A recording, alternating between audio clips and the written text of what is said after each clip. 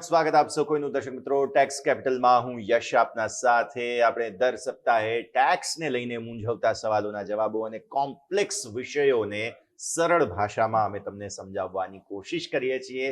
દર સપ્તાહે નવા વિષયો પર ચર્ચા કરીએ છીએ. આજે અમે આપના માટે એક વિશેષ વિષય લઈને આવ્યા છીએ જેનું નામ છે ઇન્કમ ફ્રોમ હાઉસ પ્રોપર્ટી. કઈ રીતે ઘરથી થતી કે કોઈ પણ પ્રોપર્ટીથી થતી આવકને ટેક્સમાં લાવી શકાય, તેનું પ્લાનિંગ કઈ રીતે કરવું, તેને કઈ રીતે સરળ બનાવવું, તેની જે કાયદાકીય અમુક ગૂંચવણો હોય છે તેને કઈ રીતે સરળ બનાવવી તેની ચર્ચા કરીશું. આ વિશે વધુ ચર્ચા કરવા માટે આપણી સાથે જોડાઈ રહ્યા છે સીએ જીતેન ત્રિવેદી, જેઓ પાર્ટનર છે જેકે એસએસ એન્ડ એસોસિએટ્સના અને સાથે ચેરમેન છે direct and international tax committee Ahmedabad ICAI. Sir, welcome to the show once again.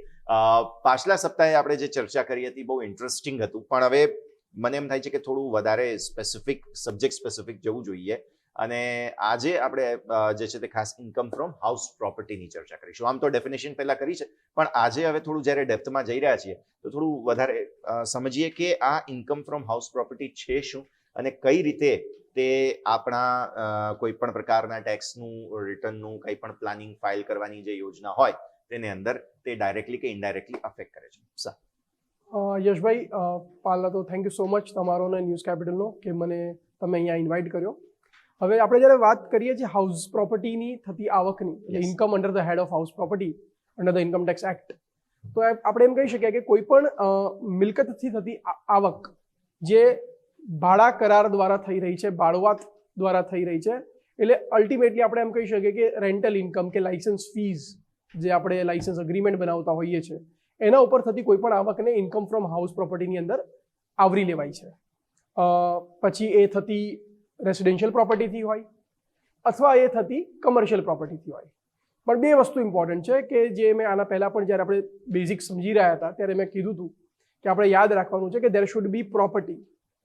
Land ચાલે પણ લેન્ડની સાથે associated there should be a property or a building appurtenant thereto, જે અમારા ટેકનિકલ વર્ડ્સ આપણે કહીએ કે એની સાથે એસોસિએટેડ હોય, એની સાથે લાગેલી હોય, પ્રૂવ થવું જોઈએ કે સાથે કોઈ પ્રોપર્ટી છે.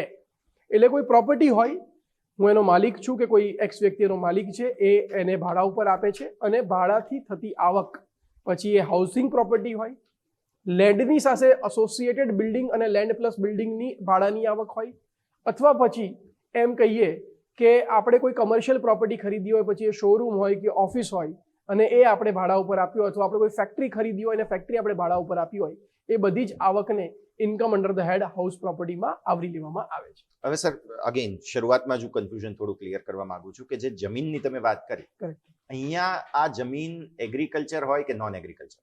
સર, જો એગ્રીકલ્ચર છે તો બાજુમાં બિલ્ડિંગ નહીં આવે, કારણ કે જો બિલ્ડિંગ હશે તો પછી એગ્રીકલ્ચર નહીં હોય. બરાબર. ફાર્મ લેન્ડ હોઈ શકે જેની સાથે કોઈ બિલ્ડિંગ એસોસિએટેડ હોય, પણ પછી એગ્રીકલ્ચર આવકને એગ્રીકલ્ચર હેડ માટે તમારે ઇન્કમ ફ્રોમ અધર સોર્સિસમાં જો આપણે યાદ હોય તો આપણે એવું સમજ્યું હતું કે ભાઈ 5 અલગ અલગ હેડ્સ છે કે સેલરી છે, હાઉસ પ્રોપર્ટી છે, કેપિટલ ગેઇન છે, બિઝનેસ પ્રોફેશન છે, અને જે આ 4માં કવર નથી થતું એના માટે આપણે 5મું એક હેડ રાખ્યું હતું ઇન્કમ ફ્રોમ અધર સોર્સિસ. એટલે એગ્રીકલ્ચર ઇન્કમ બેઝિકલી એક્ઝમ્પ્ટ ઇન્કમ છે બીકોઝ એ આ 4 હેડની અંદર ક્યાંય કવર નથી થતી અને એની ઉપર અમુક ઇન્ટ્રિકેસીસ છે. પણ અત્યારે સરળ ભાષામાં આપણે સમજવું હોય તો એગ્રીકલ્ચર લેન્ડ હોય, એના ઉપરથી એગ્રીકલ્ચર પ્રોડ્યુસ થતું હોય તો બેઝિકલી એ રેન્ટલ ઇન્કમ ન ગણવામાં આવે, એગ્રીકલ્ચર ઇન્કમ ગણવામાં આવે અને it will be exempt from the income tax. એટલે એ આવક ઇન્કમ ટેક્સમાં એક્ઝમ્પ્ટ છે. બસ, તો એ રિવિઝન થાય એટલે જ મેં ખાસ અત્યારે સાથે આ વિષયને લઈ લીધો છે. હવે આપણે બે પ્રકારની પ્રોપર્ટીઝની આજે વાત કરીશું. એક છે રેસિડેન્શિયલ અને એક છે કમર્શિયલ. કમર્શિયલ પછી વાત કરીએ, કેમ કે રેસિડેન્શિયલ લગભગ મોટા ભાગના લોકોને આવરી લેતો વિષય છે. હવે જો સેલ્ફ ઓક્યુપાઈડ પ્રોપર્ટી અને લેટ આઉટ પ્રોપર્ટી, આ બે પ્રકારના હેડ્સ અહીંયા આવતા હોય છે જ્યારે ઇન્કમ ફ્રોમ હાઉસ પ્રોપર્ટીની વાત થાય ત્યારે. બરાબર. હવે આ સેલ્ફ ઓક્યુપાઈડ પ્રોપર્ટી એટલે કે આપણે પોતે જ્યાં રહીએ છીએ તેવા પ્રકારની રેસિડેન્શિયલ મિલકત, તેને થોડું સમજાવો, તેના પર કયા પ્રકારના ટેક્સ લાગતા હોય છે તેની આપણે વાત કરીએ. તમે બરાબર પ્રશ્ન પૂછ્યો કે બે અલગ અલગ સબહેડ્સ આપણે કહી શકીએ કે ભાઈ મારી પાસે રેસિડેન્શિયલ પ્રોપર્ટી છે તો એ કાં તો હું પોતે એમાં રહેતો હોઉં અને કાં તો મેં એને ભાડા ઉપર આપેલી હોય. જો આપણી પોતાની માલિકીની જગ્યા આપણે પોતે જ ત્યાં રહીએ છીએ અથવા આપણા પરિવારના સદસ્યો ત્યાં રહે છે, એને આપણે કહી શકીએ સેલ્ફ ઓક્યુપાઈડ પ્રોપર્ટી. એટલે એને આપણે સેલ્ફ ઓક્યુપાઈડ પ્રોપર્ટી એટલે પોતે જ આપણે એને ઓક્યુપાઈ કરી રહ્યા છે આપણા રહેવામાં માટે. અને જો આપણે એ જ પ્રોપર્ટીને ભાડા ઉપર આપી દઈએ તો એને કહેવાય લેટ આઉટ પ્રોપર્ટી.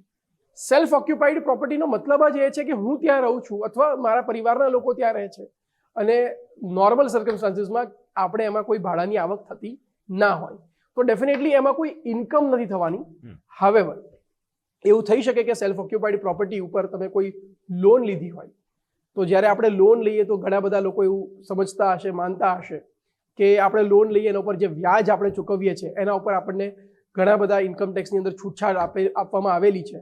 જો કોઈ વ્યક્તિ ઓલ્ડ રેજીમમાં જઈ રહ્યો છે, ઇન્ડિવિજ્યુઅલ પ્રોપર્ટીની અત્યારે વાત કરી રહ્યો છું, ઇન્ડિવિજ્યુઅલ વ્યક્તિની અત્યારે વાત કરી રહ્યો છું, એ અત્યારે ઇન્ડિવિજ્યુઅલ વ્યક્તિ પોતાનું ઘર ખરીદે છે, પોતે એને રહેવા માટે ઉપયોગમાં લે છે, એના ઉપર એને જો લોન લીધી છે અને લોનનું એ વ્યાજ ચૂકવે છે તો ઇન્કમ ટેક્સના ઓલ્ડ રેજીમમાં જો આપણે એનું રિટર્ન ફાઇલ કરીએ પોતાનું તો 2 લાખ સુધીનું એટલે જે આપણે વ્યાજ ચૂકવ્યું in the entire financial year અથવા 2 lakh whichever is lower એટલે લેટ્સ સે કે આપણે દર આ વર્ષમાં મેં 3 લાખ રૂપિયાનું વ્યાજ ચૂકવ્યું તો 2 લાખ રૂપિયા, મેં 2.5 લાખ રૂપિયાનું વ્યાજ ચૂકવ્યું તો 2.5 લાખ રૂપિયા. ઇન શોર્ટ જેટલું વ્યાજ આપણે પૂરા વર્ષમાં ચૂકવ્યું અથવા 2 lakh whichever is lower એમાંથી જે ઓછું છે તે એટલી છૂટ મને આવકવેરામાં મળેલી છે. આ થઈ સેલ્ફ ઓક્યુપાઈડ પ્રોપર્ટીની વાત. એટલે સેલ્ફ ઓક્યુપાઈડ પ્રોપર્ટી આપણી પાસે હોય તો એમાં આવક ન થઈ શકે, પરંતુ આપણે ડેફિનેટલી એના ઉપર કોઈ લોન લીધી હોય તો એ લોન ઉપર જો આપણે કોઈ ઇન્ટરેસ્ટ ચૂકવી રહ્યા છીએ તો ઇન્ટરેસ્ટનું ડિડક્શન મળી જાય. એક સિમ્પલ એક્ઝામ્પલ દ્વારા હું તમને સમજાવવાનો પ્રયત્ન કરીશ એટલે શું આપણા શ્રોતાઓને થોડું સમજ પડે. લેટ્સ સે મારી આવક 60,000 રૂપીઝ પર મંથ સેલરાઇડ આવક છે મારી. હજી સુધી આપણે ખાલી સેલરીનું જ હેડ થોડું બેઝિક સમજ્યા છે એટલે હું સેલરીનું જ એક્ઝામ્પલ લઈશ. 60,000 પર મંથ મારી લેટ્સ સે આવક છે અને હું મહિને 40,000 રૂપિયાનું એક ઈએમઆઈ ભરી રહ્યો છું. મેં પોતાનું એક સપનાનું ઘર લીધું છે જેના માટે હું મહિને 40,000નું ઈએમઆઈ ભરી રહ્યો છું અને આખા વર્ષમાં એપ્રિલથી માર્ચમાં 60,000 × 12 એટલે 7,20,000ની મારી આવક થઈ. હું ઓલ્ડ રેજીમની વાત કરું તો હું 50,000નું સ્ટાન્ડર્ડ ડિડક્શન લઈ શકીશ, જે આપણે અત્યારે ચર્ચા કરી હતી કે ઓલ્ડ અને ન્યૂમાં અલગ અલગ ડિડક્શન છે 50 અને 75. જ્યારે આપણે ઇન્કમ ટેક્સના રિટર્ન્સ વગેરેની વિષય ઉપર ચર્ચા કરશું તેના ઉપર વિસ્તૃત તરીકે આપણે ચર્ચા કરશું. પણ અત્યારે આપણે એમ કહીએ કે 50,000નું સ્ટાન્ડર્ડ ડિડક્શન મળે તો 7,20માંથી 50,000 માઇનસ થાય એટલે 6,70,000 રૂપિયા એની આવક રહે છે. હવે લેટ્સ અઝ્યુમ મેં 40,000 રૂપિયાનું જે ઈએમઆઈ પે કર્યું એ ઈએમઆઈની અંદર ઘટતા ક્રમે ડેફિનેટલી આપણે એવું સમજતા હશું કે જેમ જેમ આપણે લોન થોડી થોડી રીપે કરીએ એટલે આપણું ઇન્ટરેસ્ટ થોડું ઘટતું જાય.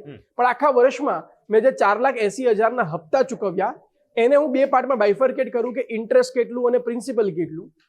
આપણે અઝ્યુમ કરીએ કે હમણાં જ લોન લીધી છે એટલે આપણું વ્યાજ 3,50,000 છે અને 1,30,000નું જ પ્રિન્સિપલ છે 480ની અંદર. તો આ 350 તો મને બાદ ના મળી શકે કારણ કે મેં હમણાં જ સમજાવ્યું કે સેલ્ફ ઓક્યુપાઈડ પ્રોપર્ટીમાં મેક્સિમમ જે આપણને બાદ મળી શકે એ 2 લાખ રૂપિયા છે.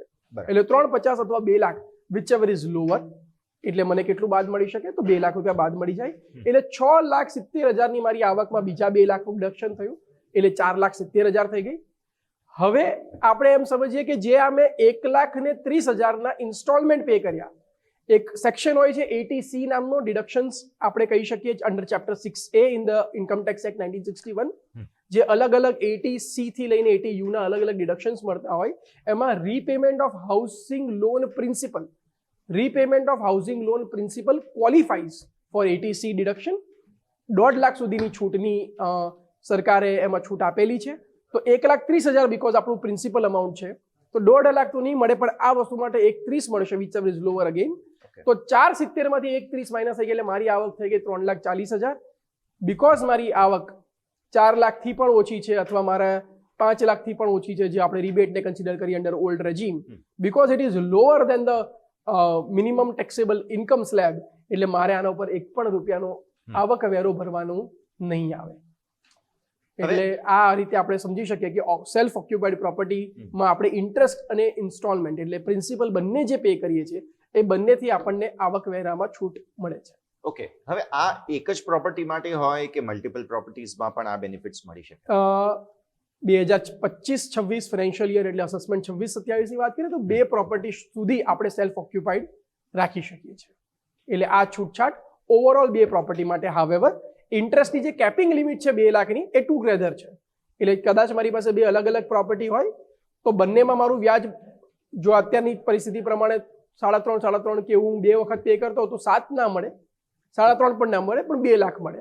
બંને પ્રોપર્ટીમાં હું 1 લાખનું વ્યાજ ચૂકવતો બંને ઉપર અલગ અલગ લોન લીધી હોય તો ડેફિનેટલી મને 2 લાખ રૂપિયાની છૂટ હું મેળવી શકું છું આવકવેરાની અંદર. ઠીક છે, તો આ વાત થઈ ગઈ સેલ્ફ ઓક્યુપાઈડ. હવે વાત કરીએ લેટ આઉટ પ્રોપર્ટીની. આ લેટ આઉટ પ્રોપર્ટી એટલે કે ભાડે જો આપણે કોઈને પ્રોપર્ટી આપી છે, આપણી પોતાની પ્રોપર્ટી રેસિડેન્શિયલ, અન્ય કોઈ વ્યક્તિ યુઝ કરે છે, તેના બદલામાં કોઈ મોનેટરી આપણને ઇન્કમ થાય છે. અહીંયા ટેક્સના કયા પ્રકારના ઇમ્પ્લિકેશન્સ હોય છે સર? હવે આપણે let's take an example. Self occupied property ખાલી રેસિડેન્શિયલ હોઈ શકે.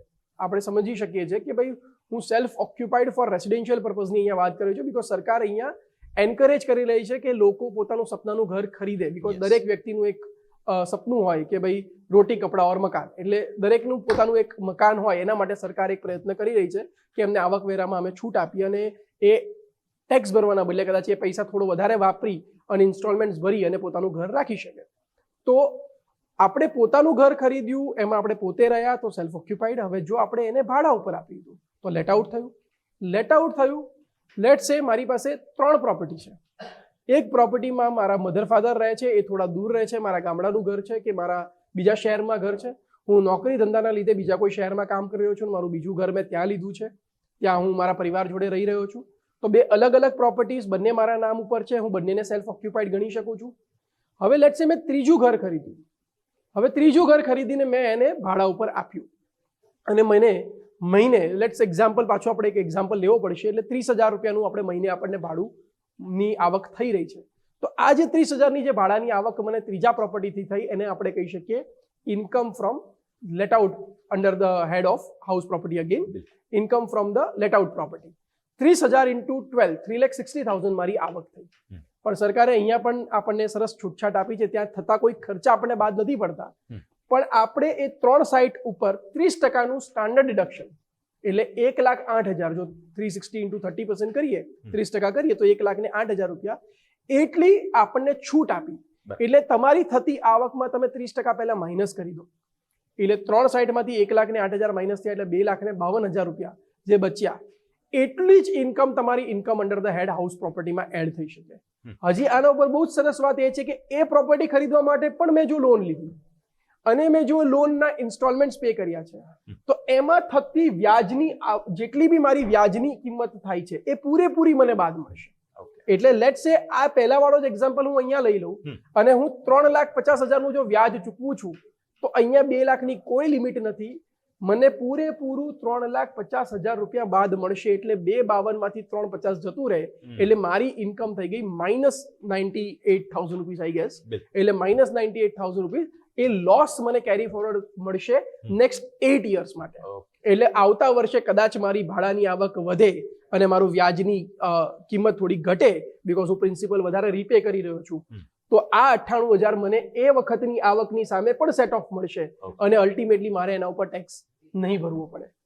હજી સૌથી સરસ વસ્તુ એ છે કે જો તમે ન્યૂ રેજીમમાં પણ રિટર્ન ભરો તો લેટ આઉટ પ્રોપર્ટીમાં એનો નિયમ સિમિલર રહે છે. સેલ્ફ ઓક્યુપાઈડના 2 લાખ રૂપિયાનું બાદ મને ન્યૂ રેજીમમાં નથી મળતું, ખાલી ઓલ્ડ રેજીમમાં મળે છે. પરંતુ જો મેં લેટ આઉટ કરી છે તો એના ઉપરનું પૂરેપૂરું જેટલી પણ હું વ્યાજ ચૂકવું છું એ મારી આવકમાંથી મને બાદ થઈને બાકીની જે શ્રેષ્ઠ આવક રહે છે એટલા ઉપર જ મારે ટેક્સ ભરવો પડે છે. બિલકુલ, એટલે આ એક બહુ પાવરફુલ ટૂલ છે.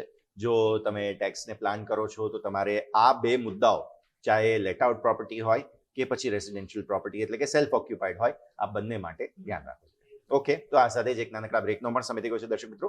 વિરામ લઈશું અને વિરામ બાદ કમર્શિયલ પ્રોપર્ટીની અને ટેક્સ પ્લાનિંગની ખાસ ચર્ચા કરીએ. બ્રેક બાદ.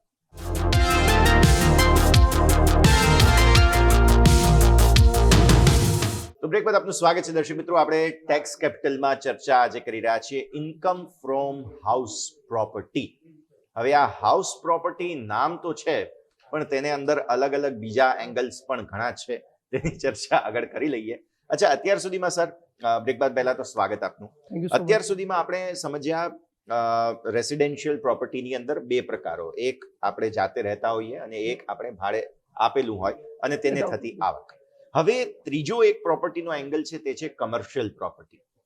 નામ હાઉસ પ્રોપર્ટી છે પણ આ કમર્શિયલ પ્રોપર્ટી પણ શું આ જ હેડને અંદર ટેક્સ આવી જાય છે? તેને લઈને શું પ્રોવિઝન્સ હોય છે સર? એટલે જો આપણે કોઈ કોમર્શિયલ પ્રોપર્ટી ખરીદી હોય તો એને પણ હાઉસ પ્રોપર્ટીની અંદર જ ગણવામાં આવે છે. બિકોઝ હાઉસ પ્રોપર્ટી એક ખાલી હાઉસ નથી, સાથે પ્રોપર્ટી વર્ડ પણ અટેચડ છે. એટલે હાઉસ પ્રોપર્ટી વર્ડની અંદર કમર્શિયલ પ્રોપર્ટીનો પણ સમાવેશ થાય છે. હવે આની અંદર પણ રસપ્રદ વિષય એ છે કે કાં તો એ કમર્શિયલ પ્રોપર્ટી ડેફિનેટલી આપણે રહેવા માટે તો ઉપયોગ કરતા ના હોઈએ કારણ કે કમર્શિયલ છે, કાં તો આપણે પોતાના ધંધા માટે કે પોતાના પ્રોફેશન માટે ઉપયોગ કરતા હોઈએ, અને કાં આપણી પાસે અત્યારે કોઈ પર્પઝ ના હોય તો આપણે કદાચ એટલે કરતા હોઈએ કે આપણે કોઈને એ ભાડા ઉપર આપી દઈશું. એટલે આપણે કોઈને ભાડા ઉપર આપવા માટે એ પ્રોપર્ટી આપણે ખરીદી હોય. બંને બંને ટોપિક અથવા બંને વેરિએશનની અંદર આપણા ઇન્કમની કેલ્ક્યુલેશનના રૂલ્સ થોડા અલગ પડે છે. ઓકે. એટલે જેમ કે હું પોતે પોતાના કમર્શિયલ એક્ટિવિટી માટે એટલે બિઝનેસ એક્ટિવિટી કે પ્રોફેશનલ એક્ટિવિટી માટે હું કોઈ પ્રોપર્ટી ખરીદું અને હું એને બિઝનેસ માટે ઉપયોગ કરું છું, તો એના ઉપરની કોઈ પણ થતી આવક મારા હાઉસ પ્રોપર્ટીમાં આવી જ ના શકે. કારણ કે હું એ પ્રોપર્ટીનો ઉપયોગ પોતાના પર્પઝ માટે કરી રહ્યો છું, પોતાના બિઝનેસ કે પ્રોફેશન માટે કરી રહ્યો છું, અને એનાથી જે થતી ઇન્કમ મારી જે હશે એ બિઝનેસ પ્રોફેશનમાં મળશે. એ ડેફિનેટલી એના ઉપર આવક વેરા એવું નથી કહેતો કે તમારે ટેક્સ નહીં ચૂકવાનો, પણ એના ઉપર થતી જે બી ઇન્કમ હશે એ મારી બિઝનેસ પ્રોફેશન જે અલગ એક આપણું હેડ છે એની અંદર કવર થશે. હવે વાત આવે છે કે આમાં આપણે ટેક્સ પ્લાનિંગ કેવી રીતના કરી શકીએ. મેં કોઈ કમર્શિયલ પ્રોપર્ટી ખરીદી, મારે એ કમર્શિયલ પ્રોપર્ટીને ફોર એક્ઝામ્પલ અત્યારે મારી પાસે એક્સ્ટ્રા પ્રોપર્ટી છે, મારી પાસે ઇનફ સ્પેસ હતી, મેં બાજુની ઓફિસ પણ ખરીદી. એટલે ખરીદી હતી કદાચ મને એવું લાગે છે કે આજથી 5 વર્ષ પછી એની કિંમત ડબલ ટ્રિપલ થઈ જશે અને મારે એમાં કેપિટલ એપ્રિસિએશન લેવું છે, તો મારે ખાલી એટલું જ કરવાનું છે કે ત્યાંથી પણ મારે કંઈક બિઝનેસ ઓપરેશન્સ બતાવવાના છે. એટલે મારી બે અલગ અલગ લેટ્સ સે ઓફિસીસ છે, 610 અને 611. હું એક લેજિટિમેટ ટેક્સ પ્લાનિંગના એંગલથી વાત કરી રહ્યો છું. ટેક્સ ઇવેઝનનો અહીંયા કોઈ આપણો અભિપ્રાય નથી કે મારી બે અલગ અલગ ઓફિસીસ છે, મારે ત્યાં લેટ્સ સે 15 લોકોનો સ્ટાફ છે. બની શકે કે હું એક ઓફિસની અંદર પણ 15 લોકોને હું એમ્પ્લોય કરી શકું એમ છું, પણ હું 2 ડિવિઝન્સ બનાવી દઉં કે ભાઈ આ 5 લોકો બાજુની 611 નંબરની ઓફિસમાંથી કામ કરશે અને બાકીના 10 લોકો 610ની ઓફિસમાંથી કામ કરશે. તો બંને પ્રોપર્ટી મારી જ છે. બિકોઝ હું બિઝનેસ માટે વાપરી રહ્યો છું અથવા પ્રોફેશન માટે વાપરી રહ્યો છું, મારે એના ઉપર કોઈ પણ જાતની income under the head house પ્રોપર્ટીનો ટેક્સ ચૂકવવાની કે એની ઇન્કમ કન્સિડર કરવાની આવશ્યકતા નથી. હવે એના ઉપરથી જે પણ આવક મારી થતી હશે એ બિઝનેસ પ્રોફેશનમાં જશે. જ્યારે 5 કે 7 વર્ષે એને વેચીશ, જે મારે કેપિટલ એપ્રિસિએશન માટે વેચવી છે, તો ડેફિનેટલી એ કેપિટલ ગેઇનના હેડમાં જશે, ત્યાં પણ એ income under the house property ક્યાંય પણ આવવાની નથી. સો આ રીતે આપણે પ્લાનિંગ કરી શકીએ છીએ. ઓકે. સો હવે પ્રોપર ટેક્સ કઈ રીતે પ્લાન કરી શકાય? આમ તો ગુજરાતીમાં એને કહીએ તો ટેક્સ બચાવવો જ થાય છે. બધાને લોકોને પોતાની બચત વધારવી હોય છે. તો આવી પરિસ્થિતિમાં આને પ્લાન કઈ રીતે કરી શકાય? એટલે આપણે જેટલી પણ ચર્ચા કરી છે અત્યાર સુધીમાં, એ કમર્શિયલ પ્રોપર્ટી હોય, રેસિડેન્શિયલ હોય, ચાહે તે ભાડા પર હોય ના હોય, તો તેમાં કયા પ્રકારનું પ્લાનિંગ કરી શકાય તે હવે ફાઇનલી આપણે દર્શક મિત્રોને જણાવીએ. પાછો હું તમને એમ જ કહીશ કે આપણું ટેક્સ બચાવવાનો પ્રયાસ હોય, પણ જો આપણી ઇન્ટેન્શન ડિફાઇન કરે છે કે પ્લાનિંગ છે કે ઇવેઝન છે, રાઈટ? અને એ તો એથિક્સની વસ્તુ છે કે કેટલી ઇન્ટિગ્રિટી આપણી પાસે છે. પણ જો કોઈ પણ કાયદો બન્યો હોય તો એ કાયદાને કેવી રીતે આપણે સમજી અને એમાંથી કેવી રીતે આપણે મેક્સિમમ બેનિફિટ લઈ શકીએ.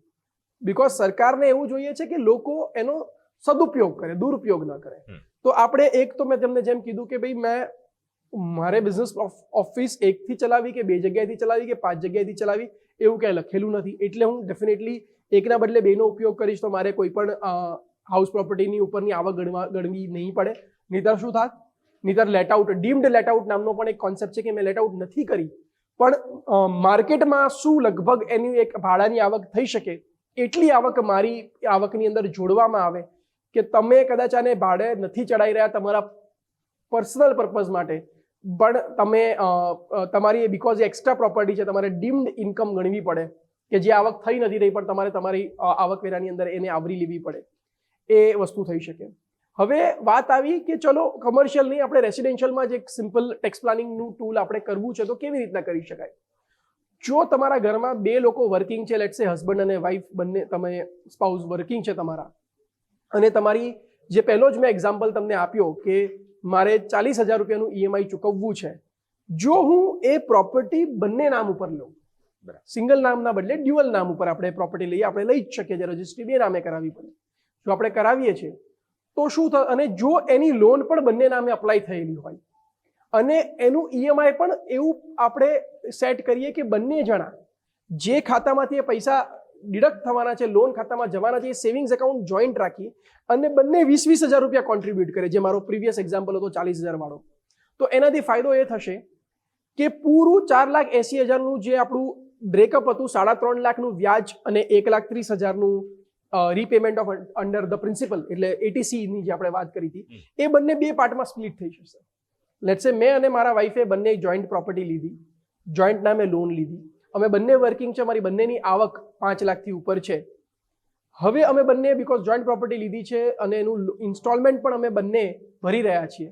આ જે છૂટ છે એનો બેનિફિટ એક જ પ્રોપર્ટી ઉપર મને અને મારી વાઈફ બંનેને મળશે. એટલે આ 3.5 લાખનું જે વ્યાજ અમે ચૂકવ્યું ટુગેધર એ 2 પાર્ટમાં સ્પ્લિટ થઈ જશે, 1,75,1,75. બીકોઝ 2 લાખની લિમિટ ઇન્ડિવિજ્યુઅલ પર્સન પ્રમાણે છે, પ્રોપર્ટી પ્રમાણે નથી. એટલે 1,75નું બેનિફિટ મને પણ મળશે અને 1,75નો બેનિફિટ મારી વાઈફને પણ મળશે. સિમિલરલી 65,000નું એટીસી મને પણ મળશે અને 65,000નું એટીસી મારી વાઈફને પણ મળશે. એટલે આ રીતે આપણે પરમ્યુટેશન કોમ્બિનેશન કરીને મેક્સિમમ બેનિફિટ આપણે લઈ શકીએ છીએ. બિલકુલ. એના માટે જોઈન્ટ ઓનર હોવું જરૂરી છે. G C. Because income under the house property માટે 2 રિક્વાયરમેન્ટ જો આપણે સ્ટાર્ટિંગના ફર્સ્ટ સેશનમાં જે આપણે ચર્ચાઓ થોડી કરી હતી અથવા બેઝિક, અને આજે પણ મેં જે કીધું કે 2 વસ્તુ હોવી જરૂરી છે. એક છે ઓનરશિપ અને એક છે પ્રોપર્ટી. લેન્ડની જોડે પણ એક પ્રોપર્ટીનું અટેચમેન્ટ, અપ્યુટનન્ટ ધેરટુ જે વર્ડ આપણે વાપર્યો, ફ્રેઝ વાપર્યો, એ હોવું જરૂરી છે. So basically what is required is, જે રિક્વાયરમેન્ટ છે કે દેર શુડ બી ઓનરશિપ. એટલે બંને ઓનર હોય તો ડેફિનેટલી એ વસ્તુ થઈ શકે છે. ડેફિનેટલી. તો ટુ સમરાઇઝ, ઘર અથવા તો હાઉસ પ્રોપર્ટી ટર્મ વધારે ફિટ બેસે છે, એટલે એ જ કરીએ, કેમ કે આમાં કમર્શિયલ પણ પ્રોપર્ટીને આપણે આવરી લઈએ છીએ. આજે આપણે ચર્ચા કરી બેઝિકલી જીતેન સર, તેમાં ચાહે એ સેલ્ફ ઓક્યુપાઈડ પ્રોપર્ટી હોય, ચાહે એ લેટ આઉટ એટલે કે ભાડે આપેલી પ્રોપર્ટી હોય, કે પછી ચાહે કમર્શિયલ પ્રોપર્ટી હોય, તેને લઈને ટેક્સના જેટલા પણ પાસાઓ છે તેને સમજવાની કોશિશ કરી છે. છેલ્લે થોડું સમરાઇઝ કરી દઈએ આપણા દર્શક મિત્રો. હું એમ કહીશ કે જો આપણી પાસે ઘર છે જેમાં આપણે રહી રહ્યા છીએ તો એના ઉપર કોઈ પણ આવક ગણવાની આવતી નથી. પણ એના ઉપર જો આપણે કોઈ લોન લીધેલી છે, અચ્છા, લોન પણ એક વસ્તુ હું તમને હજી રસપ્રદ પ્લાનિંગ માટે કહી શકું કે જો એ લોન મેં પ્રોપર્ટી ખરીદવા માટે લીધેલી છે તો 2 લાખ વાળી લિમિટ એપ્લિકેબલ થાય છે. પણ ઘણી વખત એવું બની શકે કે મારું 15 વર્ષ જૂનું ઘર છે, મારે હવે રિપેર કરવું છે અને હું રિપેરિંગ માટે પણ લોન જો લઉં છું તો એમાં પણ મને 30,000 સુધીનું આવકવેરાએ છૂટ આપેલી છે કે હું ઇન્ટરેસ્ટ ચૂકવી રહ્યો છું તો 30,000 સુધીની મને છૂટ આવકવેરાએ આપેલી છે. જૂના પ્રોપર્ટી ઉપર ખાલી ઓનરશિપ તમારી હોવી જરૂરી છે. સિમિલરલી અત્યારે જે બહુ બધું ટ્રેન્ડ ચાલે છે કે ભાઈ આપણે અંડર ડેવલપ્ડ, જે અત્યારે ડેવલપમેન્ટ ફેઝમાં છે, એ પ્રોપર્ટી આપણે ખરીદીએ. અને જો તમને ખબર હોય તો લોનની સેન્કશન પ્રોપર્ટી બનવાના પહેલા આવી જતી હોય છે અને અમુક પોર્શન આપણે બિલ્ડરને પહેલા આપવાનો હોય છે અને અમુક પોર્શન આપણે પોઝેશન વખતે આપવાનો હોય છે. તો વ્યાજની ગણતરી તો જ્યારે લોન લઈશું એ દિવસથી જેવા આપણે પૈસા બિલ્ડરને ચૂકવશું, જેટલા પર્સન્ટેજ ચૂકવશું એના પ્રમાણેનું વ્યાજ લાગશે. તો શું મને એ પણ બાદ મળશે?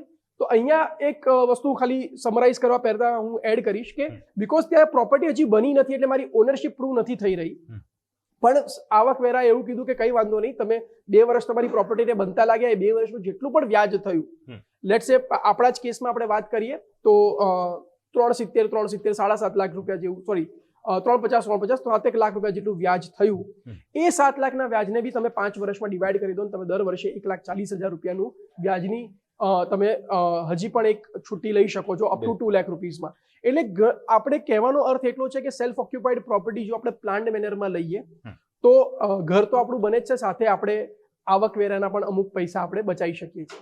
એવી રીતના કમર્શિયલ પ્રોપર્ટી હોય એમાં આપણે એવું નથી વિચારવાનું કે ખાલી 2 લાખ સુધીની જ મને ઇન્ટરેસ્ટમાં છૂટ મળશે. જેટલું પણ ઇન્ટરેસ્ટ હું ચૂકવતો હોઈશ એટલું છૂટ મને મળી શકે છે. એટલે હું ઘર અને કોમર્શિયલ બંને પ્લાન કરતો હોઉં તો મારે લોન એ રીતે લેવી જોઈએ કે ઘરની ઇન્ટરેસ્ટ મેક્સિમમ 2 લાખ સુધી છૂટ મળે છે તો એ પ્રમાણે એની લોન અમાઉન્ટ રાખવું અને કમર્શિયલની વધારે રાખવું. બીકોઝ કમર્શિયલ પ્રોપર્ટી અલ્ટિમેટલી જો હું લેટ આઉટ કરવાનો હોઉં તો મારી જેટલી ભાડાની ઇન્કમ વધારે હશે એની સામે એ ઇન્ટરેસ્ટનું મને છૂટ મળશે. એટલે સેલ્ફ ઓક્યુપાઈડ અને લેટ આઉટ બંનેને આપણે બાયફર્કેટ કરી આપણે સચોટ માર્ગદર્શન અને સચોટ આવકવેરાના નિયમોનું પાલન કરીએ તો આપણે ઘણો બધો જ ઇન્કમ ટેક્સ બચાવી શકીએ છીએ. ડેફિનેટલી. તો આ ખૂબ જ સરસ માહિતી આજે દર્શક મિત્રો મેં તમને આપી છે. ઇન્કમ ફ્રોમ હાઉસ પ્રોપર્ટીનો જે સબ હેડ છે અથવા તો હેડ છે તેને આપણે આજે સમજવાની કોશિશ કરી છે. Jiten sir, thank you, Thank you ખૂબ so ખૂબ much. આભાર, Thank you. ખૂબ જ સરળ ભાષામાં અમારા દર્શકોને આ માહિતી આપવા માટે.